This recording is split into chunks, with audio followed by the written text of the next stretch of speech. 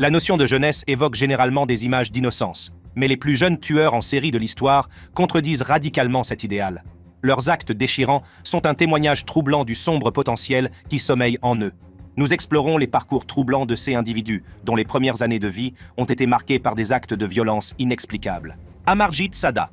Amarjit Sada est un cas exceptionnellement rare d'enfant tueur en série, qui a mérité le titre de plus jeune tueur en série du monde pour avoir prétendument ôté la vie à 3 personnes avant l'âge de 8 ans. Il est né dans le village de Mushahar, dans le Bihar, en Inde, de parents qui avaient du mal à joindre les deux bouts. Amarjit était un enfant un peu solitaire, qui trouvait du réconfort dans des activités, telles que grimper aux arbres et explorer les environs. Sa vie a pris un tournant inquiétant lorsque sa tante, qui avait trouvé un emploi en ville, lui a confié la garde de son enfant et de sa jeune sœur pendant qu'elle s'installait dans son nouveau travail. Alors qu'il était sous sa garde, Amarjit se serait livré à des actes de cruauté choquants. Il a commencé par pincer et gifler le bébé, semblant s'amuser de ses pleurs. Fait troublant, ces actes se sont intensifiés lorsqu'il a placé ses mains autour de la gorge du bébé pour tenter de l'empêcher de respirer. Après avoir tué son cousin, il a enterré le bébé dans l'herbe et est rentré chez lui.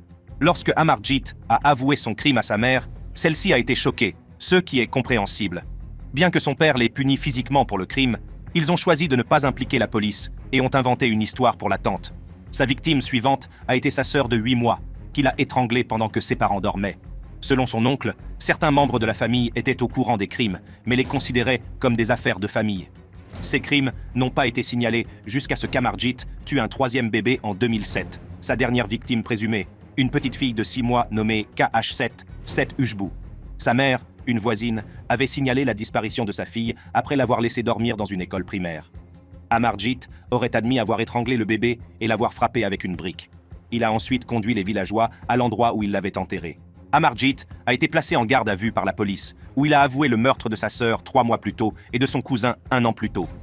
Les meurtres avaient été perpétrés de la même manière. Amarjit avait un penchant pour le sourire, mais restait largement silencieux. Selon la loi indienne, un enfant ne peut pas être envoyé en prison. Au lieu de cela, il peut être détenu dans un foyer pour enfants jusqu'à ce qu'il atteigne l'âge de 18 ans. Des tests psychiatriques ont suggéré qu'Amarjit souffrait de troubles du comportement et il a été placé dans un foyer de la ville de Munger. Frères Bever. Le journal télévisé parle peut-être de Beaver, mais il s'agit de l'histoire des frères Bever, Robert et Michael Bever, impliqués dans un crime horrible et tragique qui a choqué la communauté de Broken Arrow, en Oklahoma, en 2015. Les frères ont orchestré une attaque brutale contre les membres de leur propre famille, entraînant la perte de leurs parents et de leurs frères et sœurs le 22 juillet 2015. Les frères Bever ont exécuté leur plan à l'intérieur de leur maison familiale, armés de couteaux et d'une hachette, lançant un assaut vicieux sur leurs parents, David et April Bever, ainsi que sur leurs jeunes frères et sœurs. L'attaque a été caractérisée par une brutalité et une impitoyabilité extrêmes et a coûté la vie à leurs parents et à 2 de leurs frères et sœurs, Daniel et Victoria Bever. 2 autres frères et sœurs, qui étaient également présents lors de l'attaque, ont survécu mais ont été gravement blessés. Le mobile de cet acte odieux reste un sujet de spéculation et d'enquête. Les rapports suggèrent que les frères partageaient une fascination pour la violence, ce qui ajoute une couche de complexité inquiétante à leurs actions. Au cours de l'interrogatoire qui a suivi, Michael Bever a révélé des détails troublants sur les événements qui se sont déroulés au cours de ce tragique incident. Selon les rapports, Michael a révélé qu'ils avaient un but prédéterminé, comme d'autres criminels.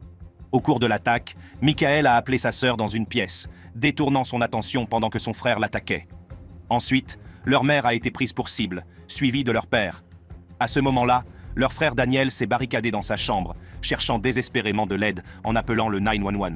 Tragiquement, Michael a trompé Daniel en affirmant à tort que Robert était également à ses trousses et l'a exhorté à ouvrir la porte pour se mettre à l'abri.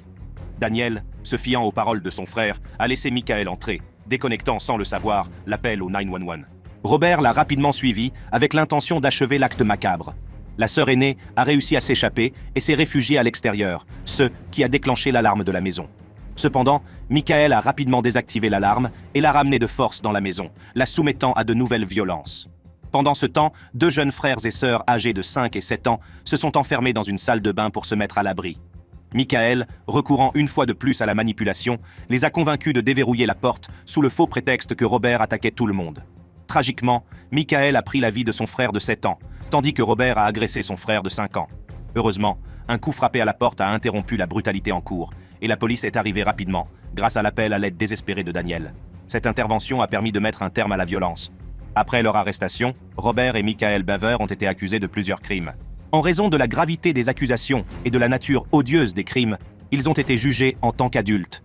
En 2016, Robert Bever a plaidé coupable de 5 chefs d'accusation de meurtre au premier degré et a été condamné à plusieurs peines d'emprisonnement à perpétuité sans possibilité de libération conditionnelle. Michael Bever, quant à lui, a opté pour un procès en 2018. Il a été reconnu coupable de tous les chefs d'accusation et a également été condamné à plusieurs peines d'emprisonnement à perpétuité sans possibilité de libération conditionnelle. Ces peines garantissent qu'ils ne représenteront plus jamais une menace pour la société. Michael Hernandez. Michael Hernandez, né en février 1988 à Miami, en Floride, est d'abord apparu comme un enfant intelligent et bien élevé, connu pour ses capacités scolaires exceptionnelles. Cependant, sous cette façade de normalité se cachaient des problèmes sous-jacents qui allaient plus tard contribuer à un crime horrible. En 2004, à l'âge de 14 ans, Hernandez a commis un acte brutal qui a provoqué une onde de choc dans tout le pays.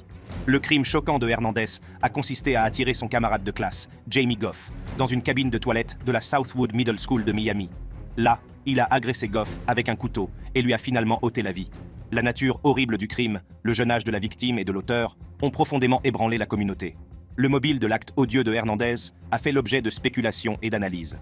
Certains rapports suggèrent qu'il avait une fascination morbide pour les criminels en série et qu'il faisait régulièrement des recherches sur leur vie et leurs méthodes. En outre, on a découvert qu'il tenait un journal rempli d'écrits inquiétants et de dessins représentant la violence. Ces éléments, combinés à un désir de notoriété, ont pu contribuer à sa décision de commettre un crime aussi terrible. Après son arrestation, Hernandez a fait l'objet d'un procès qui a débuté en 2008. L'accusation a présenté des preuves irréfutables, notamment des images de surveillance et des témoignages de camarades de classe qui ont établi la nature préméditée et calculée de son crime. Bien qu'il n'ait eu que 14 ans au moment des faits, Hernandez a été jugé comme un adulte, ce qui a suscité un débat important sur les peines appropriées pour les délinquants juvéniles. En 2008, le tribunal a reconnu Hernandez coupable de meurtre au premier degré et le jeune criminel a été condamné à la prison à vie sans possibilité de libération conditionnelle. Les larmes lui montent aux yeux lorsqu'il entend la sentence dévastatrice. Cette sentence souligne la gravité de son crime et le juge est convaincu qu'il représente une menace importante pour la société. La décision de condamner à perpétuité un délinquant juvénile a été très controversée et a attiré l'attention sur les défis auxquels est confronté le système de justice pour mineurs, sur le potentiel de réadaptation et sur l'équilibre délicat entre la punition et la rédemption. Depuis sa condamnation, Hernandez a tenté à plusieurs reprises de faire appel de sa peine et de la faire annuler. Il a fait valoir que son âge devait être pris en considération. Cependant, il n'a jamais eu l'occasion de quitter la prison et, en 2021, à l'âge de 31 ans, il est décédé derrière les barreaux. L'autopsie a révélé que Hernandez souffrait d'obésité morbide, qu'il mesurait 5 pieds 10 pouces et pesait 285 livres et qu'il présentait une dysrythmie cardiaque.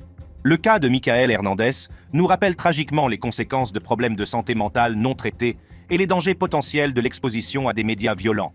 Elle met en lumière les complexités du système de justice pour mineurs, où le difficile équilibre entre punition et réinsertion reste un sujet de débat et de réflexion permanent.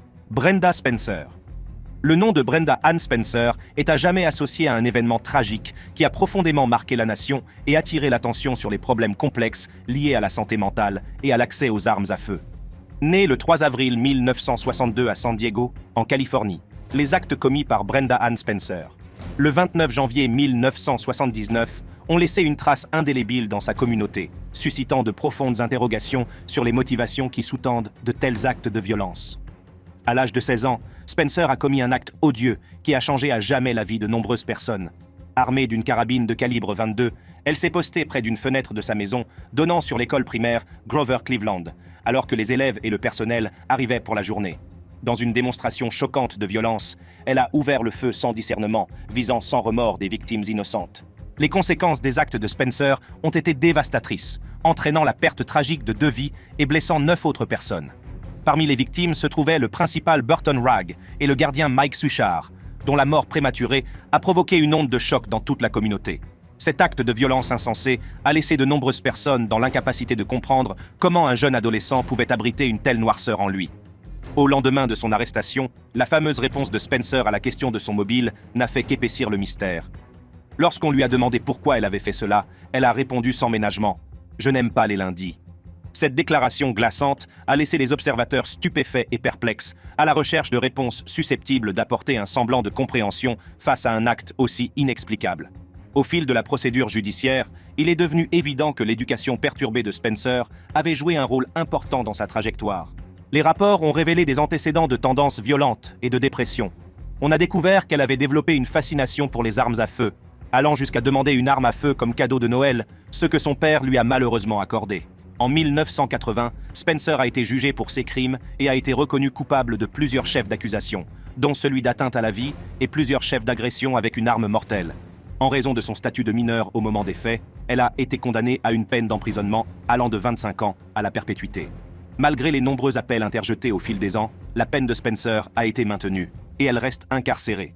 Son cas rappelle solennellement les lourdes conséquences des actes violents et souligne l'importance cruciale de traiter les problèmes de santé mentale à un stade précoce. En outre, elle a relancé le débat sur la nécessité d'un contrôle plus strict des armes à feu afin d'éviter qu'elles ne tombent entre de mauvaises mains, en particulier celles des personnes souffrant de troubles mentaux. Edmund Kemper. Edmund Kemper, également connu sous le nom de Co-Ed Killer, est un célèbre criminel en série américain qui a commis une série de crimes horribles dans les années 1970. Ses actes de violence choquants et la nature effrayante de ses délits lui ont valu d'être considéré comme l'un des criminels en série les plus tristement célèbres et les plus étudiés de l'histoire. Né en 1948 à Burbank, en Californie, Kemper présente dès son plus jeune âge un comportement inquiétant. Il entretient des relations difficiles avec ses parents, en particulier avec sa mère, à l'égard de laquelle il nourrit un profond ressentiment. L'enfance de Kemper a été marquée par des fantasmes violents et par le fait de tourmenter et de tuer des animaux, ce qui est souvent considéré comme des signes avant-coureurs de futures tendances violentes. Les activités criminelles de Kemper ont commencé en 1964, alors qu'il n'avait que 15 ans. Il a ôté la vie à ses deux grands-parents, en tirant sur sa grand-mère et en attaquant son grand-père avec un couteau. Kemper a affirmé par la suite que ces actes étaient motivés par son désir d'éprouver la sensation d'ôter la vie à quelqu'un et d'exercer un contrôle sur la vie et la mort. Après avoir passé des années dans un établissement psychiatrique, Kemper a été libéré en 1969. Malgré les inquiétudes soulevées par les psychiatres quant à son potentiel de violence, ces craintes se sont tragiquement avérées fondées. Kemper a ensuite commis une série de crimes brutaux au début des années 1970, visant principalement des jeunes femmes, ce qui lui a valu le tristement célèbre surnom de « tueur d'étudiantes ».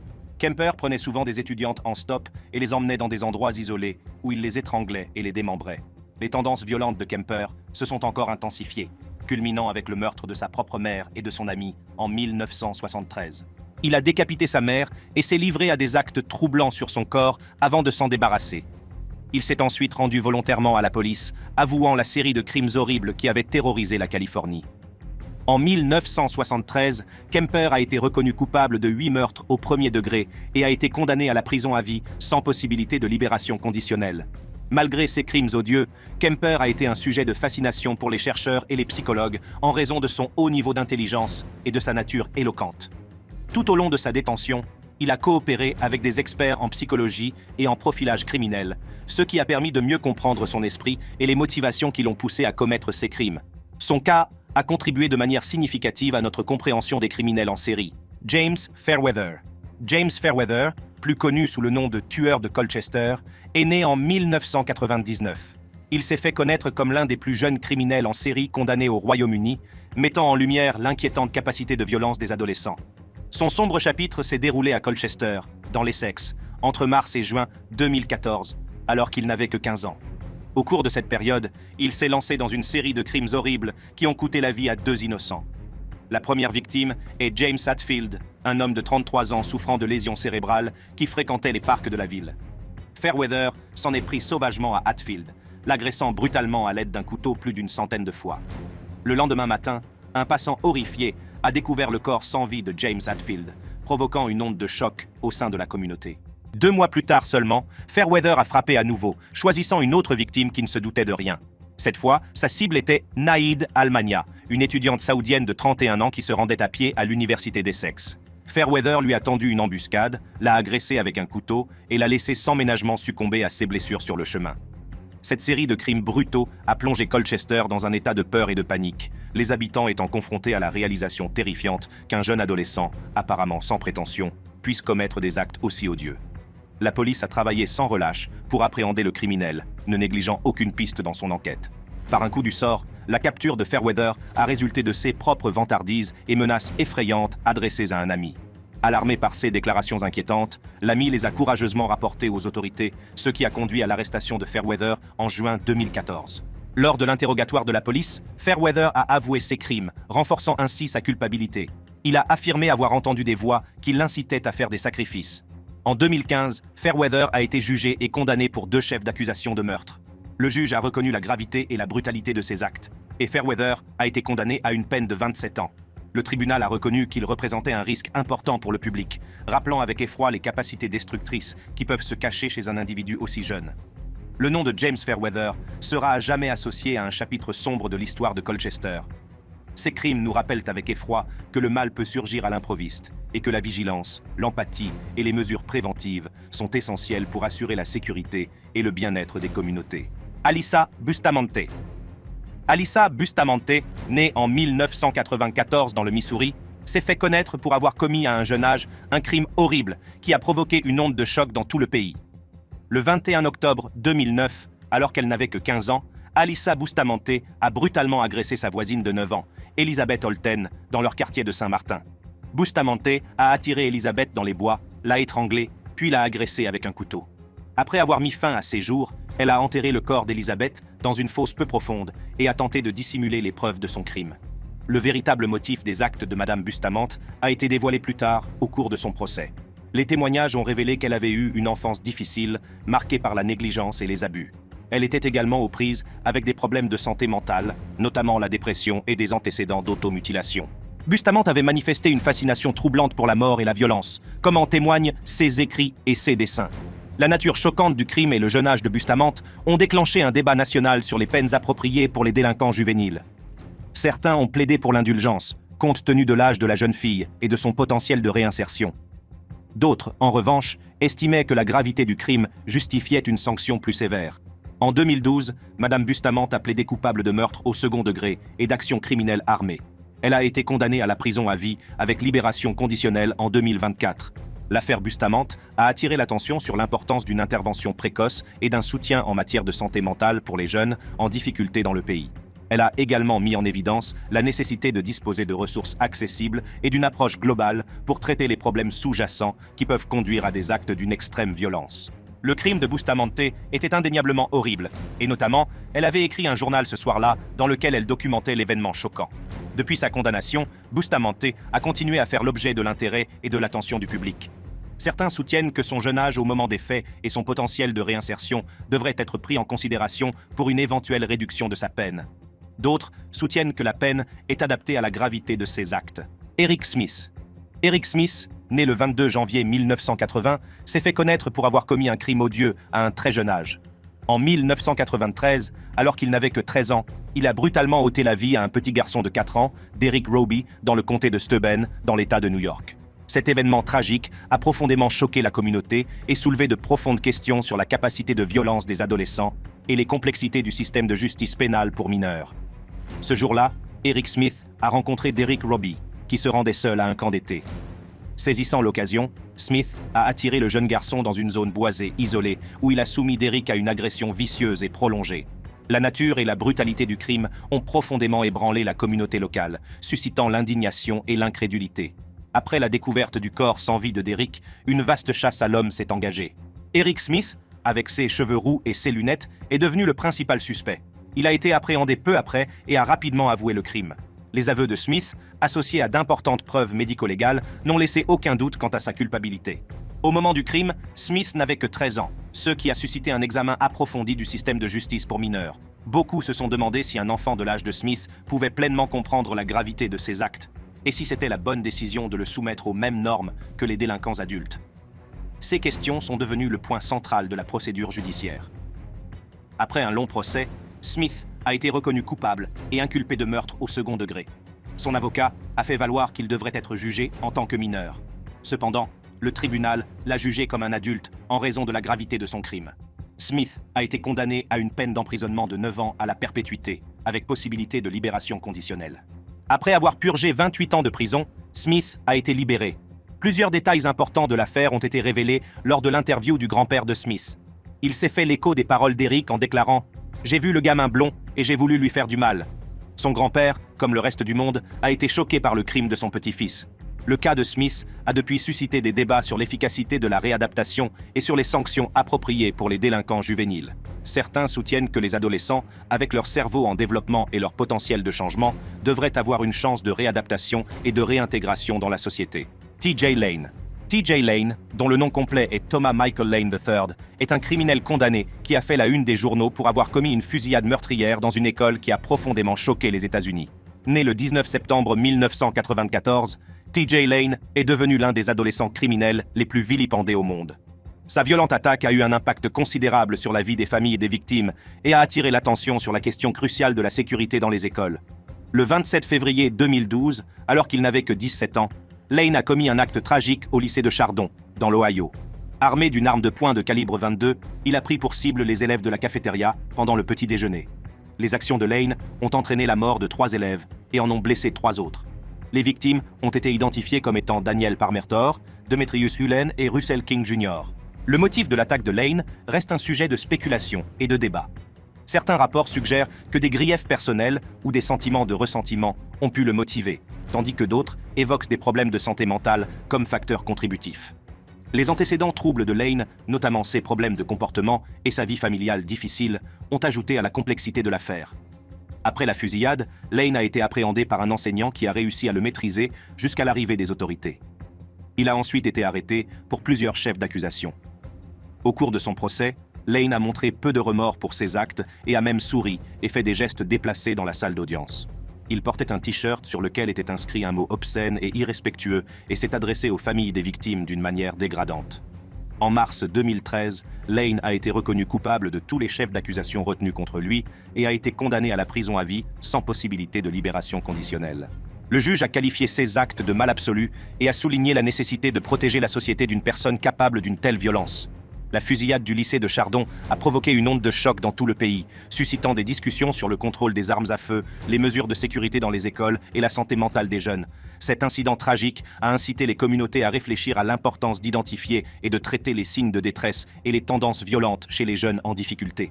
L'impact des actions de Lane sur les familles des victimes et sur la communauté de Chardon ne peut être exagéré. Cette tragédie a profondément changé leur vie, les laissant avec un chagrin et un traumatisme durable. Cependant, la communauté s'est également mobilisée pour se soutenir les uns les autres, faisant preuve de résilience et d'un engagement en faveur de la guérison. Nathaniel Brazil. Nathaniel Brazil s'est fait connaître pour son implication dans un crime tragique et très médiatisé qui s'est produit à Lake Worth, en Floride, en 2000. Né en octobre 1986, Brazil n'avait que 13 ans lorsqu'il a commis l'acte qui a changé à jamais sa vie et celle des personnes impliquées. Le 26 mai 2000, Nathaniel Brazil a apporté une arme de poing volée et non chargée à la Lake Worth Middle School, où il était élève. Il est entré dans sa classe d'anglais et a eu une confrontation avec son professeur, Barry Grunoff, qui l'avait apparemment réprimandé plus tôt dans la journée. Au cours de la confrontation, Brazil a sorti son arme et a tragiquement tiré une balle dans la tête de Grunoff, qui a perdu la vie. L'incident a provoqué une onde de choc au sein de la communauté et a attiré l'attention nationale en raison de l'âge de l'auteur et du caractère insensé du crime. Il a soulevé de nombreuses questions sur le contrôle des armes à feu, la sécurité dans les écoles et l'influence des médias sur le comportement des jeunes. Brazil a été arrêté peu après la fusillade et accusé de meurtre au premier degré. Il a été jugé en tant qu'adulte, malgré son âge, en raison de la gravité de l'infraction. Au cours du procès, l'avocat de Nathaniel a soutenu que le crime n'avait pas été commis intentionnellement. La défense a également suggéré que l'arme s'était déclenchée accidentellement alors que Brazil et Grunoff luttaient pour se dominer l'un l'autre. Cependant, l'accusation a soutenu que Brazil avait apporté l'arme à l'école avec l'intention de blesser quelqu'un. En 2001, Nathaniel Brazil a été reconnu coupable de meurtre au second degré et d'agression aggravée à l'aide d'une arme à feu. Il a été condamné à 28 ans d'emprisonnement et ne pourra bénéficier d'une libération conditionnelle qu'après avoir purgé un minimum de 25 ans. Pendant son incarcération, l'affaire Brazil a continué à retenir l'attention, ses partisans plaidant pour sa libération et d'autres pour le maintien de sa peine. Au fil des ans, son cas a fait l'objet de contestations juridiques et d'appels, mais la peine et la condamnation de Nathaniel ont finalement été confirmées. Actuellement, Brazil purge sa peine à la Jackson Correctional Institution et devrait être libéré le 18 mai 2028. Pendant son séjour en prison, il a terminé avec succès son programme de développement de l'éducation générale et a obtenu une certification en tant que technicien juridique. Craig Price. Craig Price, également connu sous le nom de Warwick Slasher, est un criminel en série condamné dont les actes odieux ont été rendus célèbres par les crimes effrayants qu'il a commis à Warwick, dans le Rhode Island, à la fin des années 1980. Les crimes de Price et les subtilités de son affaire continuent de captiver l'attention du public, soulevant de profondes questions sur la nature du mal et les complexités du système de justice pénale. Craig Price est né le 11 octobre 1973. Ses tendances violentes sont devenues évidentes dès son plus jeune âge, lorsqu'il a commencé à s'adonner à la cruauté envers les animaux et à faire preuve d'un comportement agressif. Cependant, ce n'est qu'en 1987, à l'âge de 13 ans, que Price s'est lancé dans une série d'agressions brutales qui ont fait l'effet d'une onde de choc au sein de la communauté. La première victime de Price est Rebecca Spencer, une femme de 27 ans qu'il a rencontrée alors qu'elle faisait son jogging près de chez elle. Price s'est introduit chez elle, l'a brutalement attaquée et a laissé son corps sans vie derrière lui. Moins d'un an plus tard, il frappe à nouveau, cette fois en s'en prenant à un couple du voisinage, Joan Heaton, et à ses 2 filles, Jennifer et Melissa. Price s'est introduit dans leur maison et a brutalement agressé les 3 victimes. La communauté de Warwick est saisie de peur, car le criminel est toujours en liberté. Les soupçons se sont finalement portés sur Craig Price, qui avait des antécédents de comportement violent et avait déjà eu affaire à la police. Price a été arrêté en 1989 après qu'un témoin se soit présenté avec des informations incriminantes, et il a fini par avouer les crimes. L'aspect choquant des crimes de Price ne réside pas seulement dans leur brutalité, mais aussi dans son âge au moment où ils ont été commis. À 15 ans seulement, Price est devenu l'un des plus jeunes criminels en série de l'histoire des États-Unis. Ce fait a suscité des débats sur la nature de la violence juvénile et sur la réponse appropriée du système de justice pénale. En raison de son âge, Price a d'abord été reconnu coupable en tant que mineur et condamné à purger une peine dans un centre de détention pour jeunes jusqu'à son 21e anniversaire. Cependant, ses tendances violentes ont persisté pendant sa détention et il a agressé des codétenus, allant même jusqu'à ôter la vie à l'un d'entre eux. Cela a conduit à une réévaluation de son cas et, en 1992, Price a été reconnu coupable et condamné à une longue peine d'emprisonnement. Tout au long de son incarcération, Price est resté un personnage très controversé. Il a montré peu de regrets pour ses crimes et a été impliqué dans d'autres incidents violents à l'intérieur des murs de la prison. Malgré le potentiel de réhabilitation, les actions et le comportement de Price ont soulevé des doutes quant à la possibilité de sa libération. Craig Price est toujours incarcéré dans une prison de Rhode Island, où il purge les peines qui lui ont été infligées. Avec ces histoires, pouvons-nous dire qu'il est possible de faire le mal à tout âge? Restez à l'écoute pour plus de contenu captivant et cliquez sur cette carte sur votre écran.